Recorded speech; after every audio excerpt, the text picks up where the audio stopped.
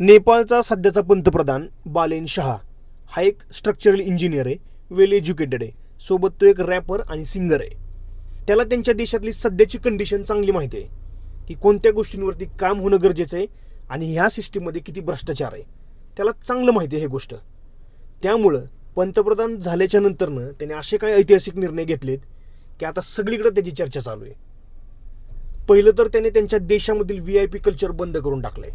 जे आपल्या देशामध्ये ज्यावेळेस एखादा मंत्री रस्त्याने जातो ना, त्यावेळेस आपल्या सामान्य जनतेसाठी रस्ता बंद केला जातो.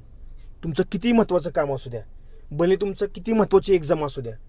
दुसरी गोष्ट, प्रायव्हेट स्कूल आहेत ना, बंद करून टाकलेत. सगळ्यांनी ॲडमिशन सरकारी स्कूलमध्ये घ्यायचे, भले तो किती मोठ्या बापाचा पोरगा असू दे. सगळ्यांना समान लेवलचं शिक्षण, भले तो किती गरीब असू दे आणि किती श्रीमंत असू दे.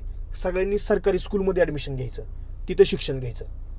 या सगळ्या गोष्टी त्यांनी तिथे इम्प्लिमेंट केल्यात.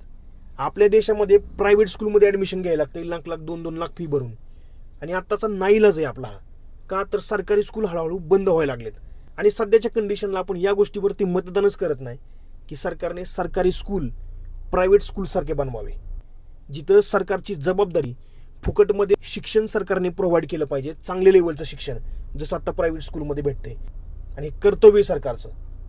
शिक्षणाचं महत्त्व सरकारला कधी समजणार आहे माहीत नाही.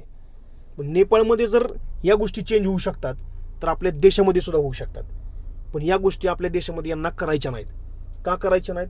कारण सगळी सिस्टीमच करप्ट आहे. खालूपासून ते वरपर्यंत सगळे एकमेकांना मिळलेले आहेत. सगळे मिळून देशाला लुटायला लागलेत.